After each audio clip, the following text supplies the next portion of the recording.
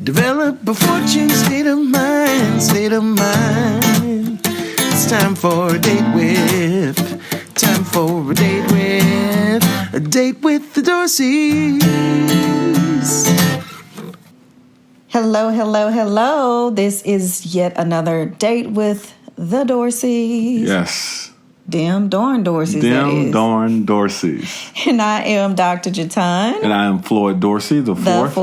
The fourth. We are back for another session, another chat, another dialogue on this wonderful day. We're going to talk about something that's kind of a topic that you've heard of, but kind of not. At some point. Yeah, we always like to add a little twist to it. So, I have to say kind of. Anyway, we often hear the phrase, the thirst is real, or he or she is thirsty. But we want to talk about that hunger today, right? We want to switch that thing up and talk about the hunger. And the first thing that comes to mind is my experience as a child. And from here, we'll go into our topic even more and unpack it as we always do. But as a child, I remember my grandparents would always say, I need you to make a smiley face plate. They would make me this plate with whatever food it was that was being served that day. And they'd say, baby girl, I need you to make a smiley face plate. And, at first I was like, what is a smiley face plate? And you're probably asking the same thing. I am as well. What is a smiley face plate? And that truly is a plate that is cleared of all the food that was placed on it and before you. But even in doing so, there was a drink that I so desired. I don't know what it was. It could be water, soda, Kool-Aid, or whatever. But it was sitting in the middle of the table, and at that time, I couldn't reach the middle of the table. So the goal was to make this smiley face plate in order for you to get the drink. So I'm sure it was a sweet drink. I'm sure it was, but I just wanted a drink, right? So I couldn't even wash my food down because the goal was, according to the grandparents, make me a smiley face plate before you get that drink. So my thirst was real then. And that truly, as an adult, I look back and I look at that as a reason behind why now I can eat a full meal without drinking. Okay. So it sounds like in your situation that your thirst at some point became even stronger than your hunger. There you Is that see? the case? You see how you throw that in there? Right. We just tie it all together. Right. So if I had to go back to childhood, I'd say that there are times, and my upbringing, of course, for those that may or may not know, at times it was fairly meager, right? Meager means. But growing up, it was times where, I was just hungry. I say hungry, not hungry, but I was just hungry. Because that's the emphasis on it, right? That's it. I was just hungry. And I was very active playing sports and things of that nature, so I always worked up an appetite. And I would come in saying, hey, Mom or whomever was there, I'm hungry. And I would say, I don't see any food. Where's the food?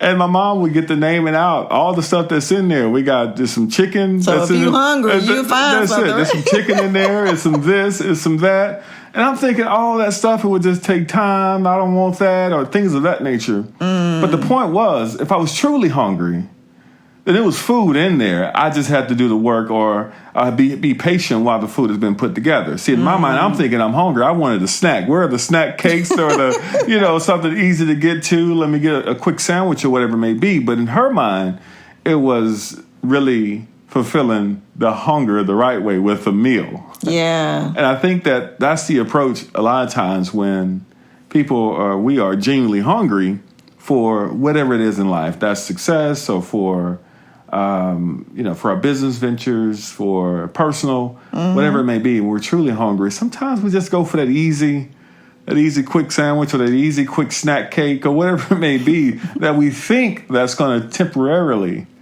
subside the hunger instead of being patient or putting in the work to cook the full meal. That's good.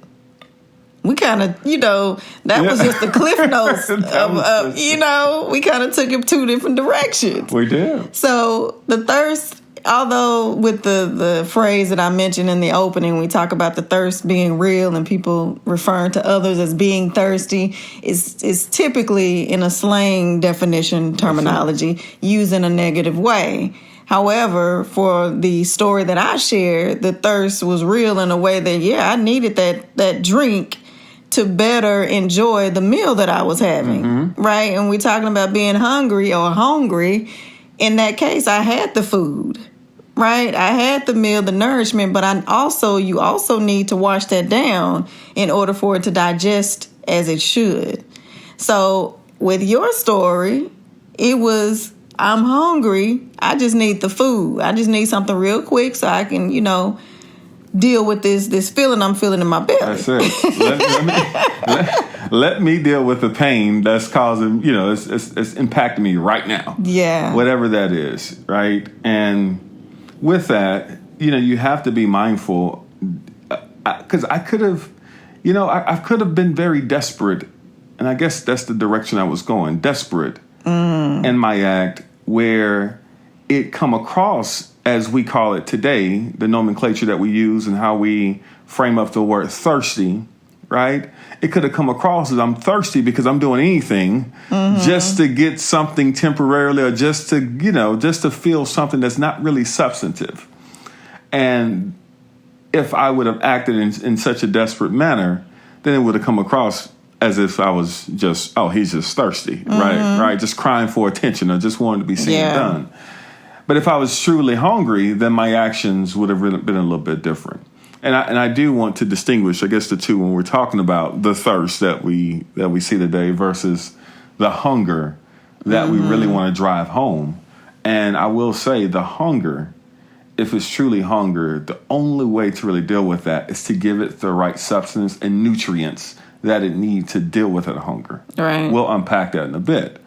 But if it's just that thirst, right? If you're just thirsty, then any superficial facade will do, and you're going to continue to crave that more and more and more of that, and it's just going to be something you're creating, digging a bigger hole for yourself in your own life. And it may sound like we're really just talking about food, but we're not. So if you've been listening to any of our episodes, this is how we roll. We give you analogies. We give you stories. We like to paint the picture for you. We give you an illustration in addition to really driving home and unpacking the points that we're making. So since I paused there, make sure that you connect with us on social media. I couldn't get that out. Social media. And through email as well. Dorseys. You can email us at support@fortuneenterprise.com. Let us know what you're thinking about our topics and give us some ideas as well. Absolutely. We'd love to hear your thoughts and how we can continue to make an impact and add value to your life as well as those many people that you touch and interact with. Yeah. So now, back to it as we're unpacking this hunger and this thirst, or this hungriness and this thirst. But, I think about Les Brown when you say hungry, because that's one of his key words that he uses all the time. And he says, you got to be hungry. That just emphasizes how devoted and dedicated you have to be to achieving or obtaining that thing that you want in life, love or business, right? That's right. I think the hunger or hungry, it puts things in perspective for you. When you're really hungry, it keeps the main thing the main thing. It removes a lot of fluff, pomp, and circumstance and things around you where you can really focus on what is it that I truly want that's going to fill this hunger. Because, see, I'm hungry. I can go to the kitchen and maybe grab a snack cake, or I can ride down the street to Chick-fil-A or whatever it may be and grab a sandwich. But I'm hungry.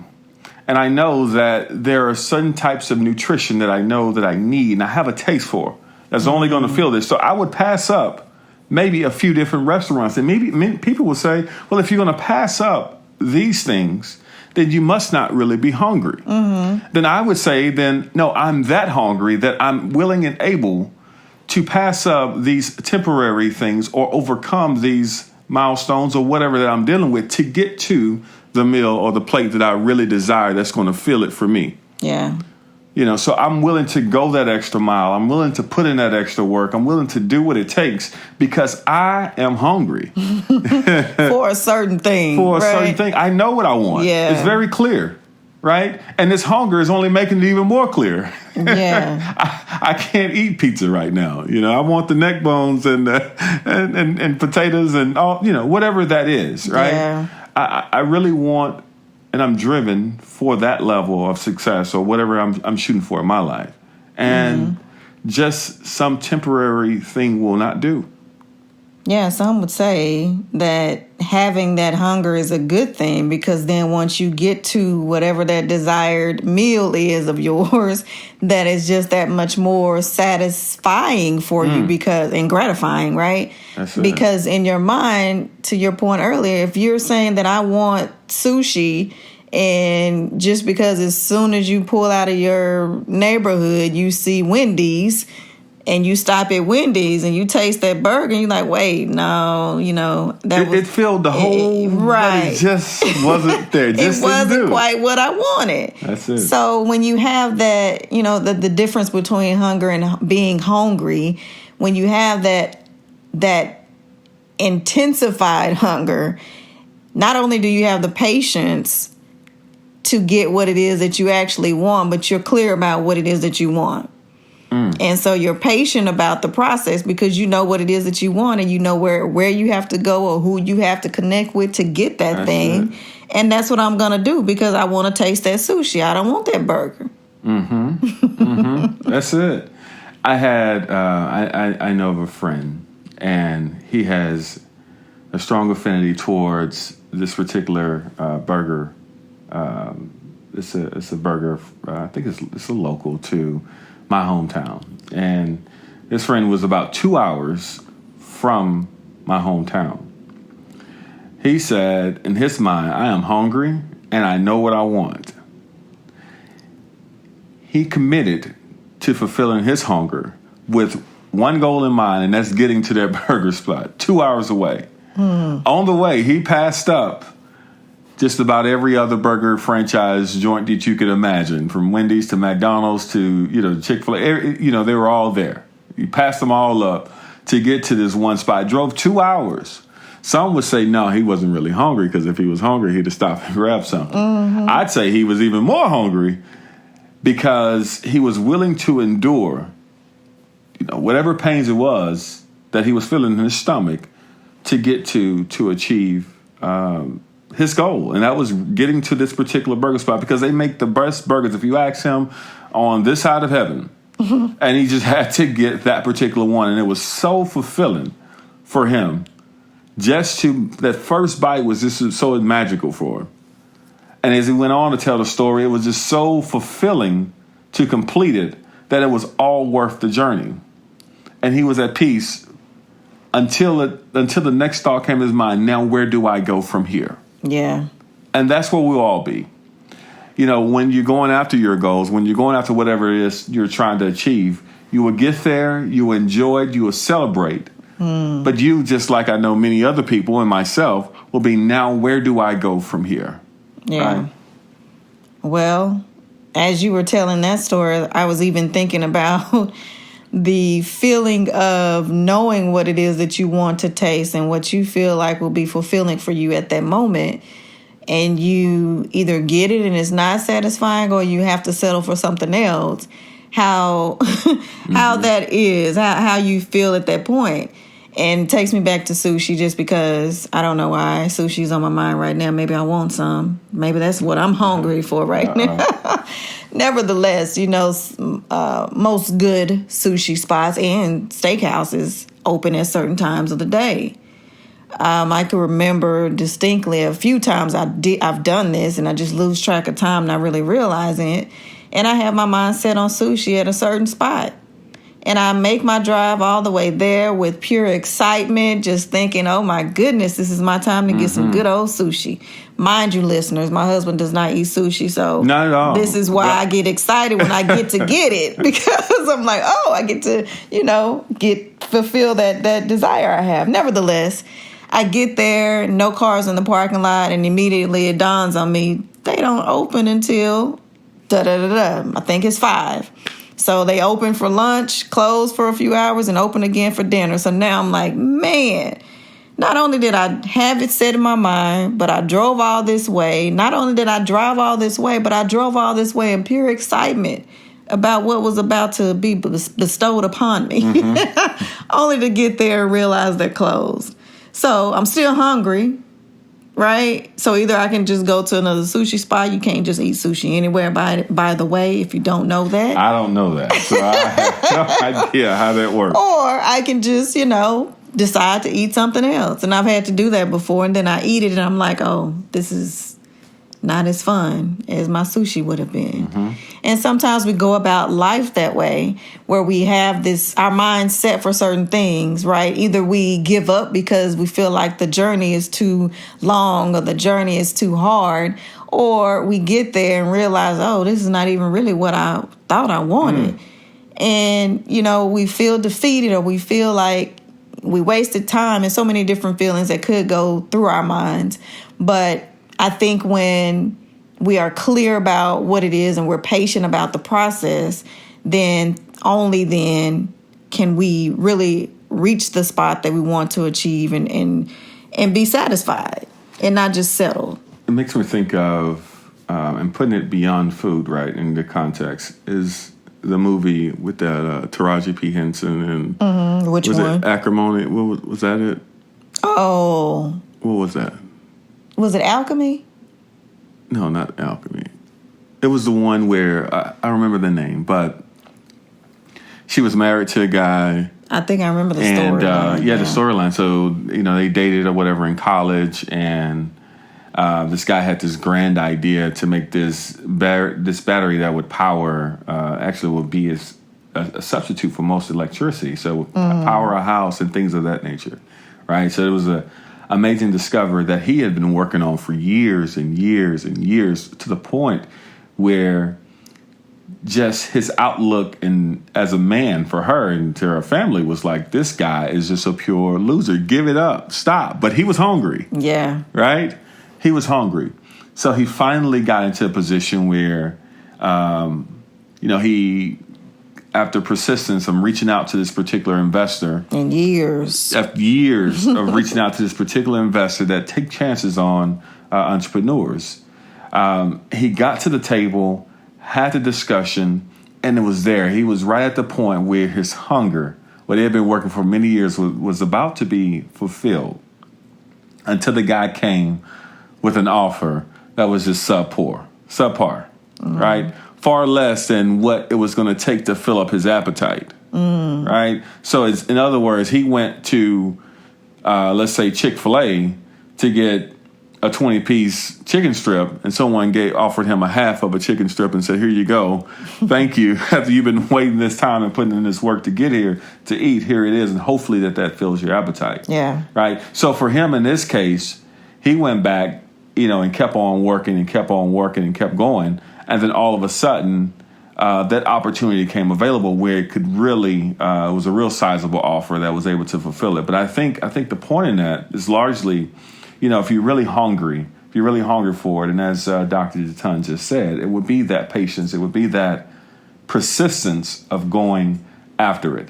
And if you're looking for, if you really have that appetite for the work that you're putting in must measure up to the appetite you have, by the way. You can't put in subpar effort and thinking that you're going to be able to fulfill a huge, right? That's a huge a good appetite. reminder. So I just want to keep that into context for his particular thing, because he had been putting in work for years and years, and knowing the value of his work, the value of what his discovery was going to do. Right, he knew going to the table to negotiate what his appetite was and what it was, the true value was for what he was doing.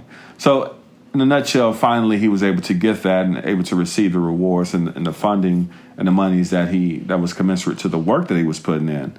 But again, the bottom line is that if your appetite is big enough and your work behind it is equally as large, then the reward, the payout that's going to fulfill that hunger will certainly be there. Stay persistent and stay patient with it. Yeah, that's good. And, one thing that you also mentioned about that story that I wanted to call out again is the fact that he didn't settle. Because he had an offer extended to him after many years of being persistent and consistent. And he could have easily settled just for that small amount or that small offer, right? It's a great deal. Everybody was telling him, finally somebody offered me something. Yeah, right? You'd be a fool not to take this. What's wrong with you? But instead, he knew his worth, right? He had his plan. He was clear about his plan and the work that he had done, to your point earlier. And so he knew that what was being offered was not fair. It was not equivalent to what he envisioned for this. That's it. And so and he everything stuck it that out. he was going through in his personal life. How could you not? So there are other factors that come into play, right? When you're going after those are the people that you truly love, right? The people that are your closest group may not even be able to see what you're seeing. Yeah. You see what I'm saying? So if that hunger is really there, you will have those that care for your best interests. This is the best deal. Take it. We need it. This will save us. But you really have to see beyond that and understand where you're truly going. And that's where the thirst comes in, right?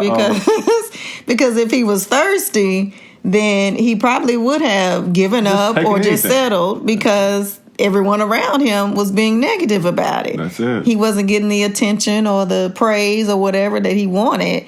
But instead, he was hungry instead of being thirsty. That's it. And so I think on the flip side of that thirst is the part, like, sometimes it could be, I think sometimes people abuse the word, but I get the spirit and the intent on where most are going. But I will say that sometimes it could be confusing on what thirst and what the hunger, really is. Right? So it's very good to really be able to distinguish the two, right? And I think one of the fundamental differences is your hunger can be filled with substance, and those are things with nutrients and nutrition and things of that nature that's going to really provide what you really need for your body, for your mind, for everything else to keep going, right? That's in the space of hunger. When you get into thirst, you're looking for something that has some form of validation or some form of affirmations and things that probably from people that really don't matter, that has nothing to do with what you're trying to achieve.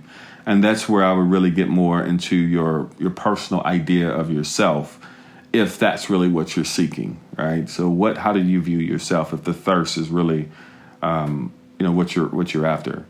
Pursue hunger. When thirst comes, understand it, deal with it, and there maybe we'll do another talk on just the thirst itself, because I think it's so much into that. While I don't particularly knock it, and I think the word is tossed around and abused in a lot of ways in that context, I will say that the hunger is really a good driving force for you to pursue your goals. Absolutely. So with that, we've talked about being hungry. Although, it starts with being hungry. We take it to the next level because that is where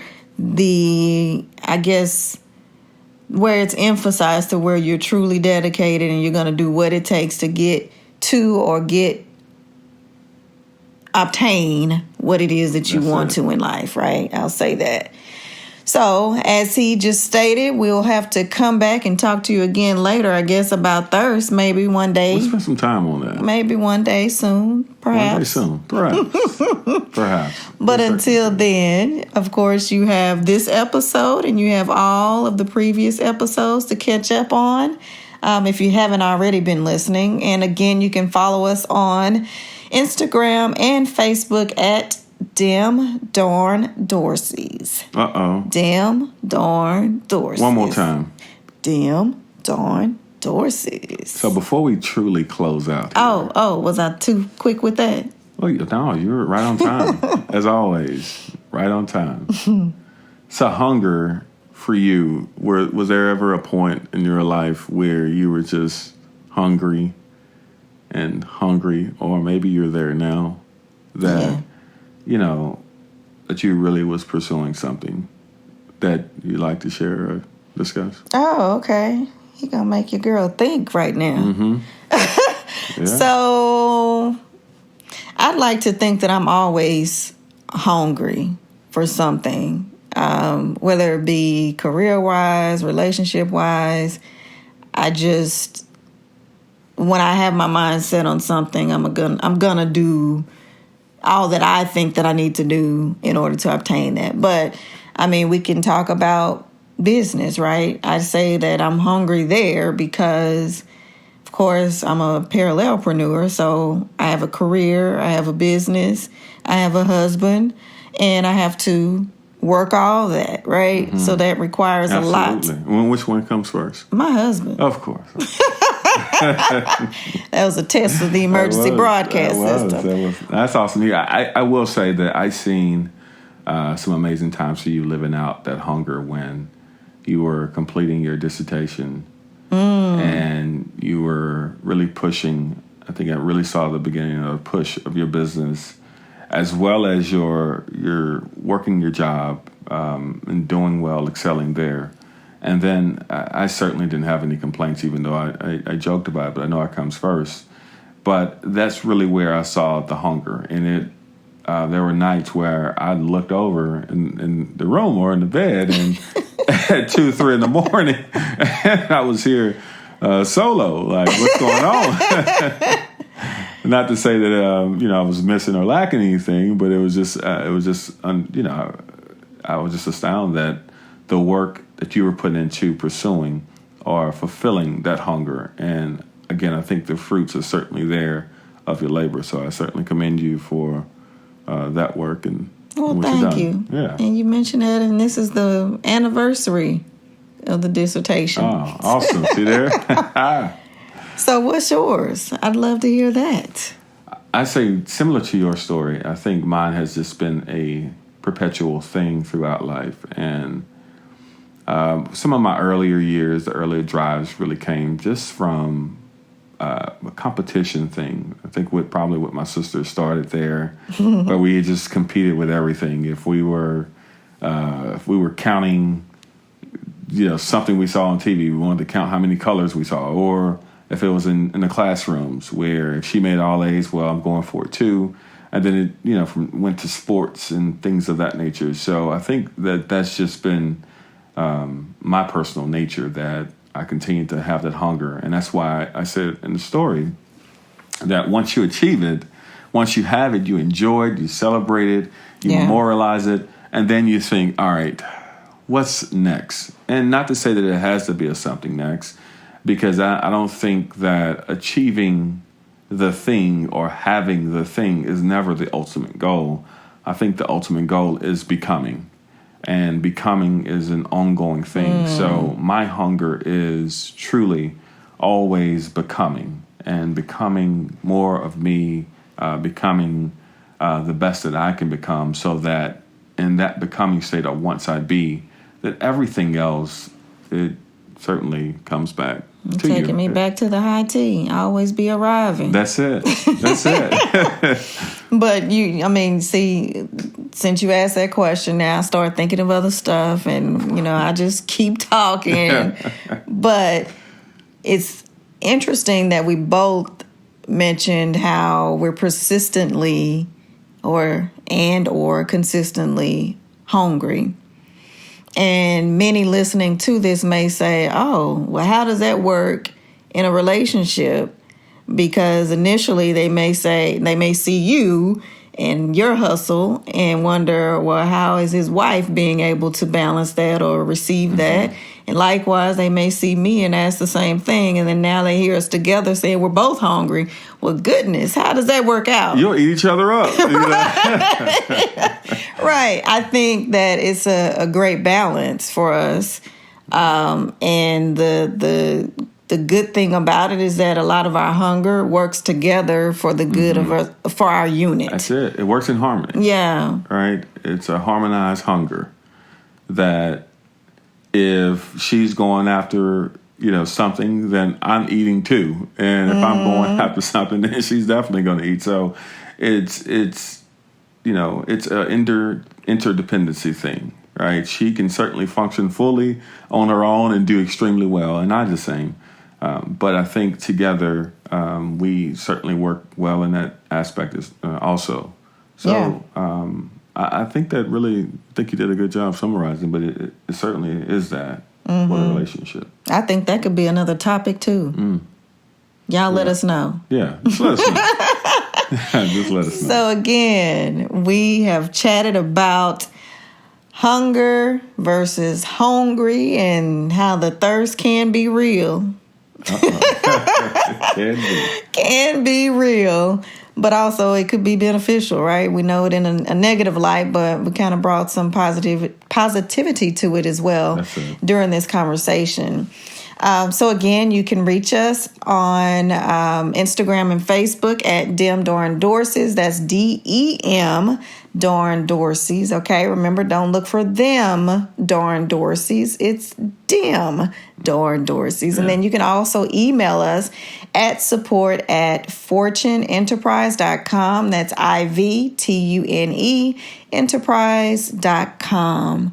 So this has been yet another amazing Date with the Dorseys. Date with the Dorseys. Thank you. And we are going to connect with you again on the next episode. Bye for now. Develop a fortune state of mind, state of mind. It's time for a date with, time for a date with the Dorseys.